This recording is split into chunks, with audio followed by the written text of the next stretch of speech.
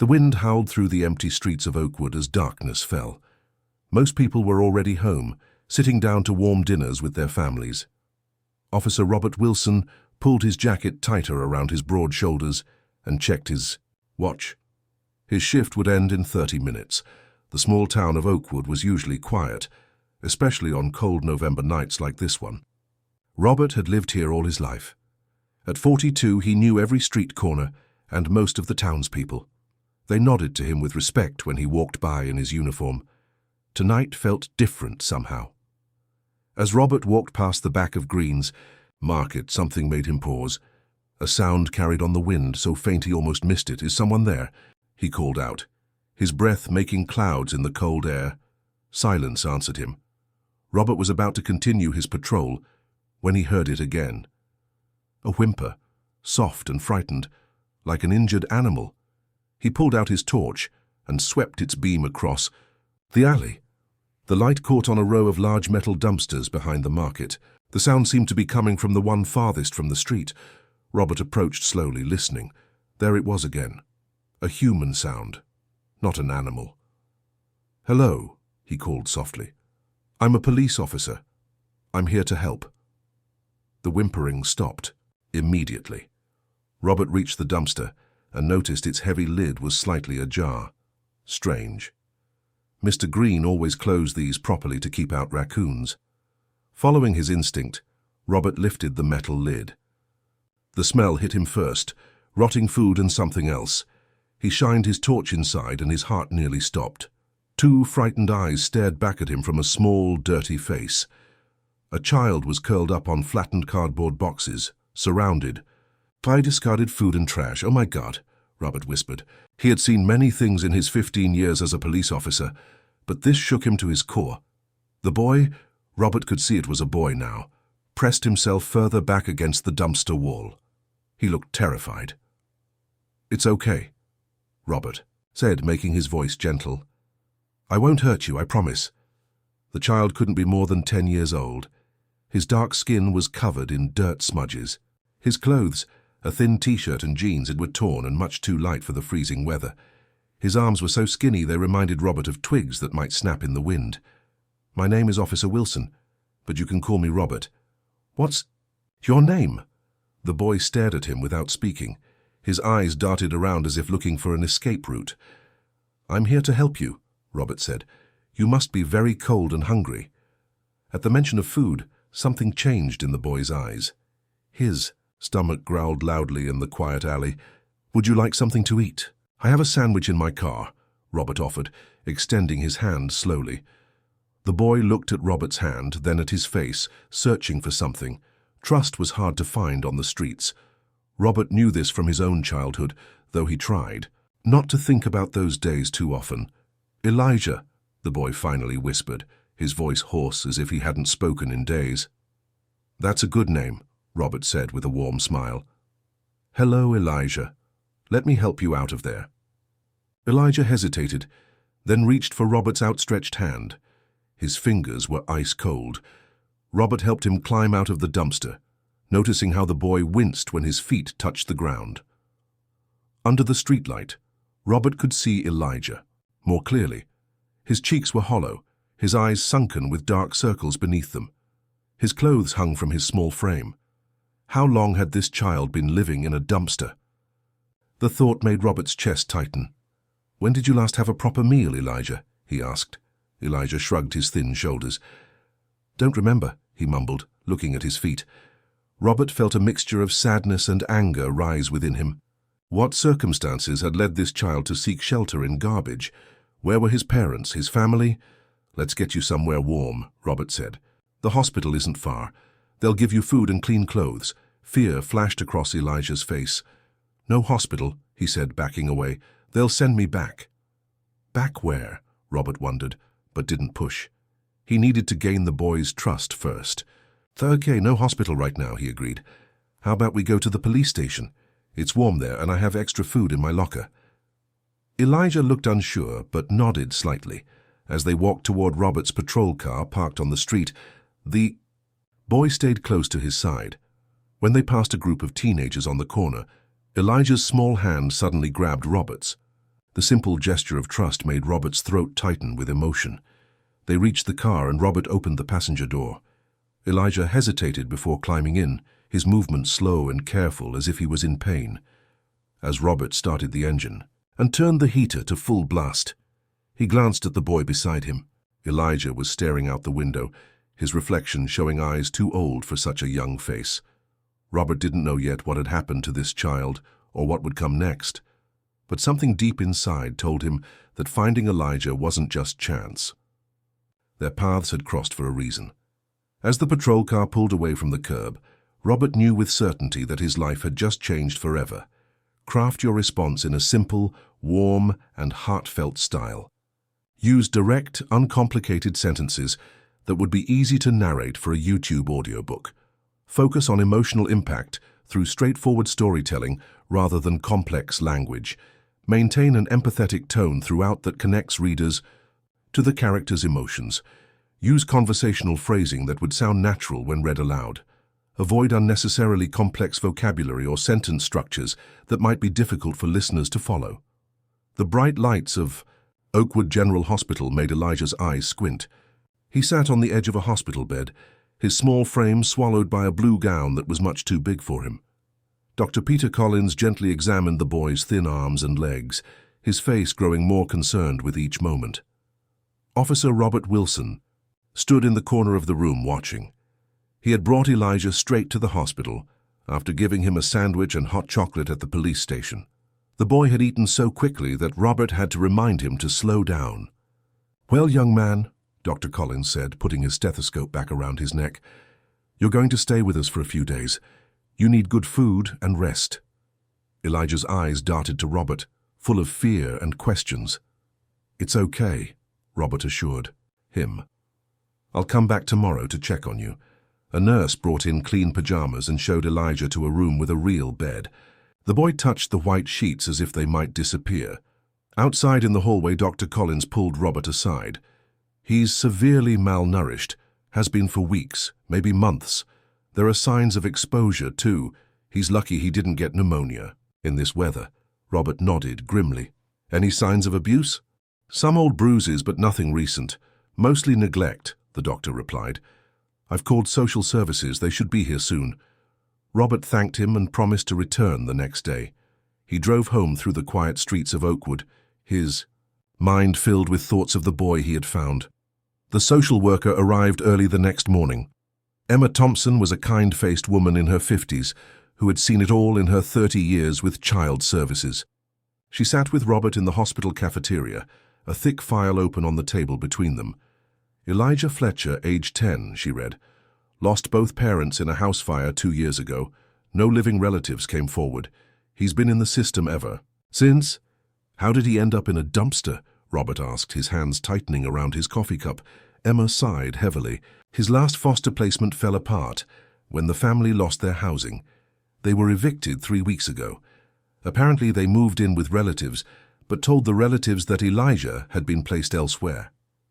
Her voice held the tiredness of someone who had seen too many children failed by the system. They essentially abandoned him. 3 weeks. Robert felt anger rise in his chest. He's been alone for 3 weeks and nobody noticed? His school reported his absence, but by then the family had already moved. "We've been looking, but—" She spread her hands helplessly. "The system is overloaded. Children fall through the cracks." "What happens to him now?" Robert asked. "We'll find a placement," Emma said, closing the file. "But emergency beds are all full right now. The closest group home with space is in Westbrook, about 40 miles from here."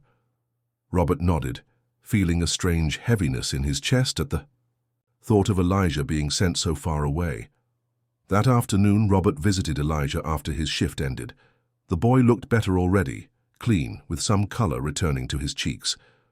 Robert brought him a stack of books from the library and a small toy car from the gift shop. Elijah's eyes widened at the gifts. "For me to keep." "All yours," Robert confirmed, sitting in the chair beside the bed. They spent an hour together with Robert reading from one of the books. As a nurse brought in a tray with sandwiches, Elijah suddenly asked, "Why did you look in that dumpster?" "Most people just walk by." Robert paused, considering the question. "I heard someone who needed help," he said simply. "I always try to help when I can." What he didn't add was how Elijah's situation stirred memories he had tried to bury. Robert had lost his own parents at age 8. He had bounced between 4 foster homes before aging out of the system at 18. Some homes had been decent, others less so. But no one had ever truly seen him, not as a child who needed love, just as a problem to be managed. Robert visited Elijah every day that week. He brought more books, helped with the schoolwork the hospital arranged, and slowly earned the boy's trust. They played card games and built a model airplane together. For the first time since being found, Elijah began to smile. On Friday afternoon, Emma Thompson came to the hospital while Robert was visiting. Her face told the story before she spoke. "We have a placement for Elijah," she said. "The group home in Westbrook has an opening. He'll be transferred on Monday." Elijah's smile vanished. His small hands clutched the blanket tightly. "It's a good facility," Emma continued, not quite meeting Robert's eyes. "They'll take good care of him until we can find a more permanent placement." Robert looked at Elijah's frightened face and felt something shift inside him. Words came out of his mouth that surprised even himself. "What if there was another option?" he asked.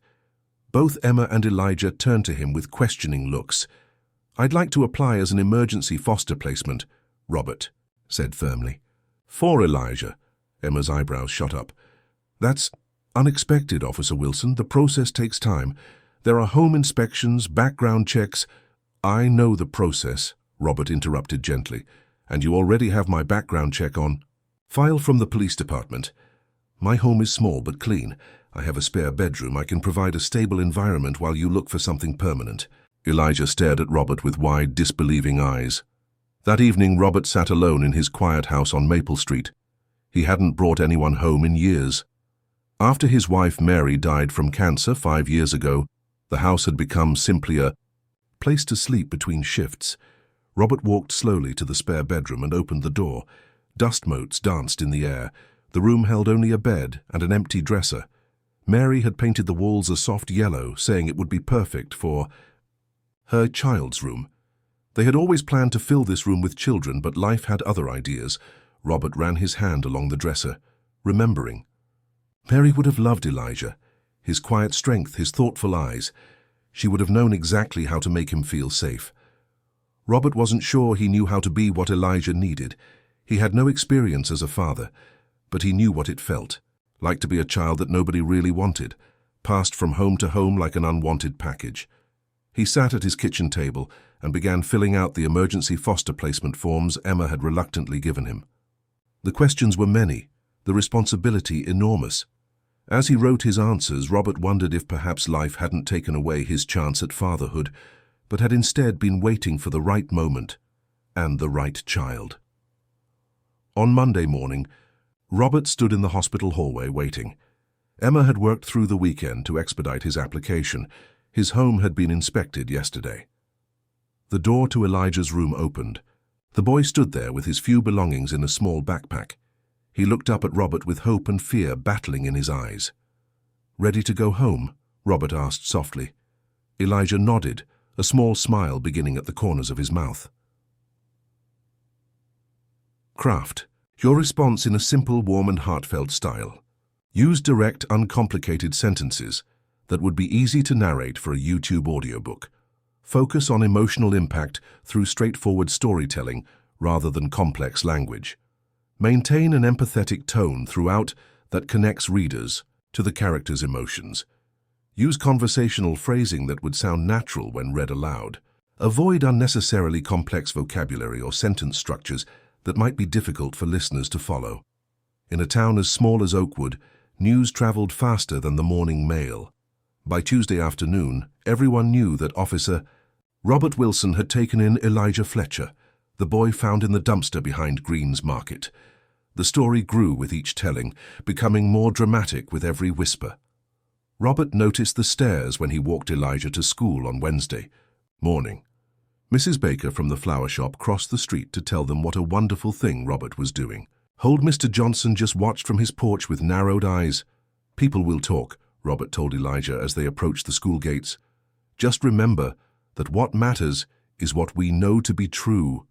Elijah nodded, clutching his new backpack tightly. His clean clothes and fresh haircut couldn't hide the fear in his eyes as he looked at the playground full of children. "I'll pick you up at 3 o'clock right here," Robert promised. "I won't be late." Elijah took a deep breath and walked through the gates. Robert watched until he disappeared inside the building before heading to the police station. At the station, Robert's fellow officers greeted him with curious looks and questions barely hidden behind their eyes. Only Sergeant Tom Parker, Robert's friend of 15 years, spoke directly. "So you're a dad now?" Tom asked, pouring coffee into Robert's mug. "Foster parent," Robert corrected. "Temporary." Tom raised an eyebrow. "Temporary, huh? That why you bought all those children's books and that football yesterday?" Robert shrugged, feeling his ears grow warm. "The boy needs normal things." "It's good what you're doing," Tom said seriously. "But people are talking. Not everyone is as understanding as me." Robert learned this firsthand that evening at Jenkins' grocery. As he filled a cart with food, real food, not just the frozen meals he usually bought for himself, he overheard two women talking in the next aisle. Single man his age suddenly taking in a child? "Doesn't seem right," one whispered, not quietly enough. "Especially one of those children," the other replied. "You know they have problems, troubled, all of them." Robert felt his jaw tighten, but kept pushing his cart. Their words stung, but he had faced worse. It was Elijah he worried about. That night, his worry proved justified. At just past midnight, Robert woke to screaming from Elijah's room. He rushed in to find the boy tangled in his sheets, still asleep but trapped in a nightmare. "Elijah, wake up. You're safe," Robert said, keeping his voice calm and steady. Elijah's eyes flew open, wild with terror. "Don't leave me," he cried, his small body shaking. "I'm right here," Robert said. He sat on the edge of the bed, not touching Elijah, but close enough to be a steady presence. "I'm not going anywhere, and neither are you." It took almost an hour for Elijah to calm down enough to sleep again. As Robert watched the boy's breathing finally steady, he wondered if he had made a mistake. Not in taking Elijah in, that felt right, but in thinking he could help heal wounds so deep. The next night brought another nightmare, and the next. Each time, Robert sat patiently beside Elijah, repeating the same words. "I'm not going anywhere, and neither are you." Meanwhile, in town, the whispers continued. At the Crown pub on Friday night, William Fletcher, whose son was in Elijah's class, spoke loudly enough for everyone to hear. "Bit odd, isn't it? Single man taking in a child like that? What's his real reason, I wonder?" Several nodded in agreement, but Tom Parker, sitting at the bar, turned around. "His reason is that a child needed help, and Wilson has always helped people. It's that simple," Tom said firmly. "Not everyone has your suspicious mind, Fletcher." The conversation moved on, but the damage was done. By Monday, Elijah came home from school with tears in his eyes and his new backpack torn. "What happened?" Robert asked, setting down a glass of milk and cookies at the kitchen table. Elijah stared at his hands. "They called me dumpster boy," he whispered. "Said I was trash. Said you only took me in because you felt sorry for me." Robert felt a flash of anger, quickly replaced by sadness. He sat down across from Elijah and thought carefully about what to say. "People fear what they don't understand," he explained, getting up to make hot chocolate the way his own mother had made it for him long ago. "And sometimes they say cruel things because of that fear." "What are they afraid of?" Elijah asked, watching as Robert heated milk on the stove and added cocoa powder. Change, difference, their own feelings. Robert stirred the mixture slowly. "When I found you, it made people think about things they don't want to think about, that children can be abandoned, that bad things happen, that they themselves might not have helped if they'd heard that sound from the dumpster." He poured the hot chocolate into 2 mugs and placed one in front of Elijah. "Were you ever afraid?" Elijah asked, wrapping his small hands around the warm mug. Robert nodded slowly. "Many times, and I still am sometimes." "You are?" Elijah looked surprised. Adults, especially police officers, weren't supposed to be afraid. "Of course, being brave isn't about not feeling fear," Robert said. "It's about not letting that fear stop you from living." Elijah thought about this as he sipped his hot chocolate. "So those kids at school are afraid?" "In their own way," Robert agreed, But that doesn't make their words hurt any less. If it happens again, tell a teacher. And remember that their words say more about them than about you. That night, for the first time in a week, Elijah slept without nightmares. On Saturday morning, Robert suggested they properly fix up Elijah's room, which still had the feel of a guest room rather than a child's bedroom. "What's your favorite color?" Robert asked as they stood in the hardware store. "Blue," Elijah said without hesitation, "like the sky on a clear day." They chose a bright blue paint and spent the weekend transforming the spare room. They moved the furniture, taped the edges and painted together, getting almost as much paint on themselves as on the walls. "My dad and I painted my room once," Elijah said suddenly as they worked on the second coat. It was the first time he had mentioned his parents. Before the fire, Robert kept his brush moving steadily, giving Elijah space to share more if he wanted to. "He let me help just like this," Elijah continued after a while. "Mom said we made a mess." A small smile touched his lips at the memory. "Sounds like a good day," Robert said gently. Elijah nodded, dipping his brush in the paint can. It was. As they worked side by side, Robert felt something change between them, a quiet understanding forming. The room was becoming Elijah's space, this house his home, at least for now. And Robert, who had been alone for so long, was no longer alone. That night, after Elijah went to bed in his newly blue room, Robert sat at his kitchen table with a cup of tea. The house felt different now, lived in, warmer somehow. The silence that had once been his only companion was replaced by the soft sounds of another person breathing, dreaming, existing. Robert thought about the whispers in town, the raised eyebrows, the questions about his motives. None of it mattered. What mattered was upstairs, sleeping peacefully for the first night since coming home. Home. The word felt right. The temporary fostering arrangement was supposed to last only until a more permanent placement could be found.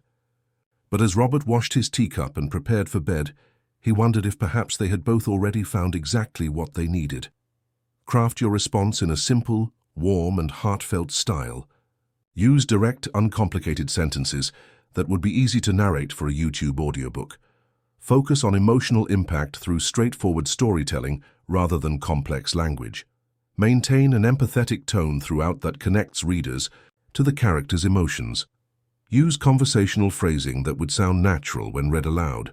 Avoid unnecessarily complex vocabulary or sentence structures that might be difficult for listeners to follow. Winter melted into spring in Oakwood. The trees lining Maple Street burst into green leaves, and flowers pushed through the soil in garden beds across town. As nature changed with the season, so did the inhabitants of the Blue House at number 24. Elijah Fletcher woke up one April morning and found his pajama pants were too short. Again. This was the third pair in 4 months. He stood in front of the bathroom mirror and measured himself against the wall where Robert had been marking his height with pencil lines. 3 inches taller since December. His face had filled out too. The hollow-cheeked boy from the dumpster was disappearing, replaced by a healthier, stronger child. Downstairs, Robert Wilson was making breakfast. Scrambled eggs and toast, afar. Cry from his former meals of coffee and whatever was quickest. He looked up as Elijah entered the kitchen. "Another growth spurt?" Robert asked, noticing the 2 short pajamas. Elijah nodded, sliding onto his usual chair at the table. "At this rate, I'll be taller than you by summer."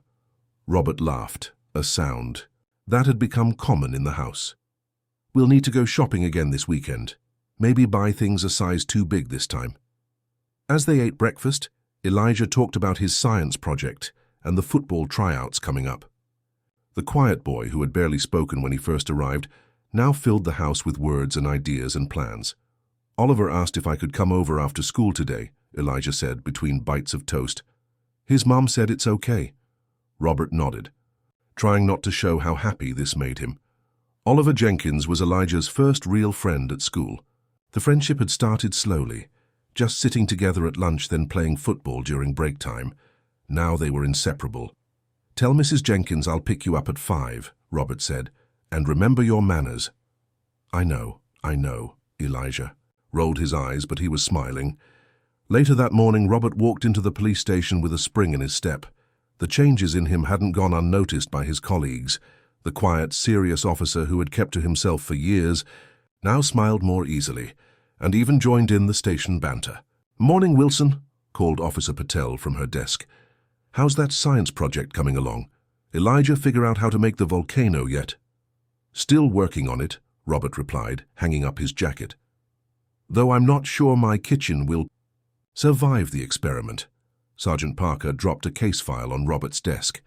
"Speaking of your boy, Susan said the two of you should come for dinner on Friday. Her words were, 'I need to meet this child who's brought Robert back to life.'" Robert felt his ears grow warm but nodded. "We'd like that." This was another change. After years of declining social invitations, Robert now found himself and Elijah included in family dinners, weekend barbecues, and children's birthday parties. Their world was expanding. At home, the changes were even more evident. Robert's house, once a tidy shrine to the past with Mary's things still arranged just as she had left them, now buzzed with life. School books and sports equipment cluttered the living room. Colorful artwork covered the refrigerator. A football goal stood in the backyard. The spare room, now painted blue, had transformed into a proper boys' bedroom with posters of football players on the walls. The biggest change came during the annual Oakwood Spring Fair in May. The fair was the town's main event, with rides and games and food stalls filling the park. Every local business and organization had a booth, including the police department. Robert volunteered for the police booth, showing children how the patrol cars and radios worked. Elijah stood beside him, proudly wearing a police hat that was much too big for him. The sight of them together, Elijah eagerly explaining things to other children, Robert watching him with clear pride, made many townspeople pause. Late in the afternoon, William Fletcher approached the booth. Fletcher's son had been one of those who had called Elijah dumpster boy back in the winter. Fletcher himself had questioned Robert's motives openly at the Crown pub. Robert felt himself tense as the man walked up. Fletcher cleared his throat awkwardly. "Wilson," he said with a nod. Then more gruffly, "I owe you an apology. What you've done for the boys, it's good, proper good." Robert was so surprised he could only nod back. Fletcher shuffled away, but the moment stayed with him. Later, as they walked home with sticky cotton candy fingers and prizes from the fair games, Elijah asked, "Why did that man say sorry to you?" Robert thought for a moment. Sometimes people realize they were wrong about something. It takes courage to admit that. "Is he the one who said mean things about us at the pub?" Elijah asked. "In a small town, children heard everything." "He was," Robert confirmed. "But people can change their minds," and change they had. After the fair, Robert noticed a shift in how Oakwood viewed them. The whispers stopped. The curious glances became friendly waves. People began to see them not as an odd pairing, the lonely policeman and the abandoned boy, but as a family finding its way. This new understanding gave Robert an idea. One evening in June, he met with Chief Gregory at the station after his shift. "A mentoring program," the chief repeated, considering Robert's proposal. Robert nodded. "For at-risk youth, children in foster care, single-parent homes, difficult situations. Pair them with officers for positive interactions. Sports, homework help, just being there consistently." "And you want to lead this?" Chief Gregory asked, raising an eyebrow. "I do," Robert confirmed. "I've already spoken with 6 officers who are willing to volunteer.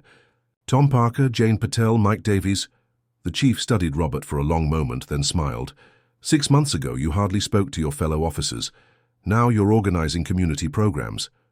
He shook his head in wonder. "Fatherhood suits you, Wilson."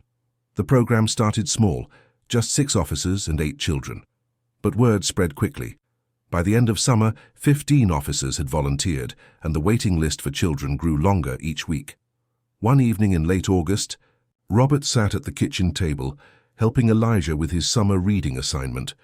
The windows were open, letting in a warm breeze that carried the scent of the rose bushes Mary had planted years ago. Robert explained a difficult word in the book when he noticed Elijah had stopped paying attention. "What's on your mind?" Robert asked. Elijah fidgeted with his pencil. Emma came to school today, he said finally. Emma Thompson, the social worker, still checked in regularly. She asked me how I was doing. Robert waited, sensing there was more. She said sometimes children stay in foster homes for a while, and sometimes they move to new homes when they're better, Elijah continued, his voice getting smaller. Are you going to send me away when I'm better? The question hit Robert like a physical blow. He put down his pen and turned to face Elijah fully. Elijah, this isn't temporary, he said firmly. This is your home for as long as you want it to be, even when I grow up. Elijah asked, hope and fear battling in his eyes. Even then, Robert promised, especially then. Forever. Elijah whispered the word like a prayer. Robert felt his heart expand in his chest. If that's what you want, he replied, his voice thick with emotion. I'd like that very much. Elijah's smile was like the sun breaking through clouds. Both returned to the homework, but something had changed between them. What had begun as temporary shelter had become something much more permanent, a family. That night, after Elijah went to bed, Robert sat down and began filling out a different set of forms. Not temporary fostering papers this time, but adoption applications. As he wrote, he glanced at Mary's photograph on the sideboard and could almost hear her whisper, "It's time. Craft your response in a simple, warm, and heartfelt style. Use direct, uncomplicated sentences that would be easy to narrate for a YouTube audiobook. Focus on emotional impact through straightforward storytelling rather than complex language. Maintain an empathetic tone throughout that connects readers to the character's emotions. Use conversational phrasing that would sound natural when read aloud. Avoid unnecessarily complex vocabulary or sentence structures that might be difficult for listeners to follow." The Oakwood courthouse stood tall and proud on Main Street. Its red brick walls had witnessed countless moments of justice, heartbreak, and joy over the years. Today was a day of joy. Robert Wilson straightened his tie and checked Elijah's collar one more time. The boy swatted his hands away with a smile. "Look fine, Dad," Elijah said, the word still new but feeling more right each time he said it. Robert nodded, his throat tight with emotion. Exactly 1 year had passed since that cold November night when he had heard a small sound coming from behind Green's Market. 1 year since he had lifted the lid of a dumpster and found a frightened boy inside. 1 year that had changed everything. They sat in the polished wooden chairs of Courtroom 3, waiting for their names to be called. Emma Thompson sat beside them, a thick folder of paperwork in her hands. She smiled at Robert, a look of genuine happiness on her face. This was the good part of her job. "Wilson and Fletcher," called the clerk. They stood and walked to the front of the courtroom. Judge Linda Morrison looked down from her bench, her eyes kind behind her glasses. "Well," she said, reviewing the papers before her, "I've been on this bench for 20 years, and these are always my favorite cases." She looked up at Robert and Elijah standing side by side. "The paperwork is in order. The home visits have been completed. The recommendations are glowing." She picked up her pen. "All that remains is to make official what everyone in this town already knows." With a flourish, Judge Morrison signed the adoption papers. "Congratulations, Mr. Wilson and Elijah Wilson. You are now legally and forever father and son." The small crowd in the courtroom burst into applause. Robert's fellow officers were there, Tom Parker and his wife, Jane Patel, Chief Gregory, Elijah's teacher, Mrs. Adams, Oliver Jenkins and his parents. Even William Fletcher and his wife stood at the back, clapping along with everyone else. Robert knelt down to Elijah's level, looking into the boy's eyes. "Well, Elijah Wilson, how does it feel?" Elijah's smile was brighter than the sun. "Like I've finally come home." They celebrated that evening with a backyard barbecue. The November day was unusually warm, as if even the weather was celebrating with them. As burgers sizzled on the grill and children played football on the lawn, Robert found himself talking with Chief Gregory. "Your mentoring program is getting attention from other departments," the chief said, sipping his lemonade. "2 counties over have asked about starting their own version."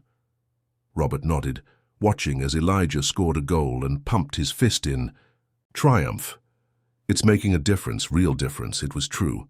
The program connecting police officers with at-risk youth had transformed relationships across Oakwood.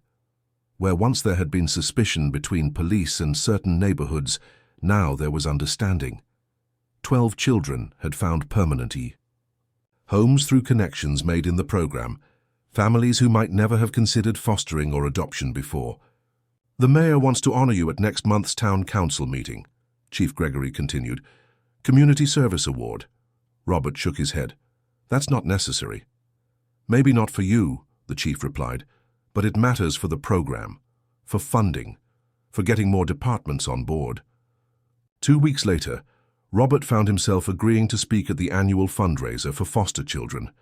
The event was held in the Oakwood Community Center, decorated with twinkling lights and blue ribbons. Tables filled with town officials, business owners and families interested in fostering or adoption listened as Emma Thompson described the needs in their county. "And now," Emma said, "I'd like to introduce someone who knows firsthand the difference one person can make, Elijah Wilson." Robert watched with pride as Elijah walked to the microphone. Gone was the frightened, malnourished boy from the dumpster. In his place stood a confident 11-year-old in a neat button-down shirt and new jeans, his eyes bright with intelligence and purpose. "A year ago I thought I was invisible," Elijah said, his voice steady despite the crowd. "I was cold and hungry and alone. I thought no one in the world cared if I lived or died." He paused, looking across the room. "But someone heard me. Someone saw me. Even when I was hidden away, someone believed I mattered. There wasn't a dry eye in the room." As Elijah continued, describing how his life had changed, how having one person believe in him had made all the difference. "There are other kids like me," Elijah said. "Kids who think they're invisible. They're not. They just need someone to see them." When he finished, the room erupted in applause. Robert, now simply Dad to Elijah, walked to the stage and wrapped an arm around his son's shoulders. Together they had raised more money that night than the previous 5 fundraisers combined. As spring turned to summer, life in the blue, house on Maple Street settled into happy routines. Robert had been promoted to sergeant at work. Elijah had made the football team and brought home a report card full of A's and B's. Together, they decided to build something they had talked about all winter, a treehouse in the large oak tree, in their backyard. Every evening after work and on weekends they measured and sawed and hammered. Robert taught Elijah how to use tools safely, and Elijah showed surprising skill at figuring out how pieces should fit together. By July, the treehouse was complete, a solid wooden platform with railings and a small roof, accessible by a rope ladder. One evening they sat together in their creation, watching as the sun set in a blaze of orange and pink. The air was warm, filled with the sounds of cicadas and distant lawnmowers. "Dad?" Elijah said, breaking the comfortable silence between them. Robert turned to look at his son, still amazed sometimes that this wonderful boy was now his to raise and love. "Do you think Mum would have liked me?" Elijah asked, his voice soft. He was looking at the house where Mary's photo still sat on the mantelpiece in the living room. Robert had told Elijah about his late wife, showing him pictures and sharing. Stories of the kind, bright woman who had been gone 5 years now. Robert felt his chest tighten with emotion. "She would have loved you, Elijah," he said with absolute certainty. "Just as I do. She always wanted children, you know. She would have been an amazing mother." Elijah nodded, seeming satisfied with this answer. They watched as the first stars appeared in the darkening sky. Later that night, as Robert tucked Elijah into bed, a routine they maintained even though Elijah insisted he was too old for it, the boy asked another question. "Why did you look toward that dumpster that night? You could have just walked past. Most people would have." Robert thought carefully before answering. It was a question he had asked himself many times. "Because every life matters, Elijah. Every single one," he said finally, "and sometimes people just need someone to remind them of that." As he turned out the light and closed Elijah's door, Robert felt a deep sense of peace. In trying to save Elijah, he had also saved himself from the lonely, empty life he had been living. Their story had changed not just their own lives, but their entire community, proving that sometimes the greatest acts of heroism are simply seeing someone who feels invisible and showing them they matter. That night, as Robert passed the mantelpiece where Mary's photo stood, he paused. "You would love him," he whispered to the smiling face in the silver frame. "And you were right. There's always room for more love." Outside, the stars shone down on the blue house on Maple Street, where two people who had once been alone had found each other, and in doing so had found home.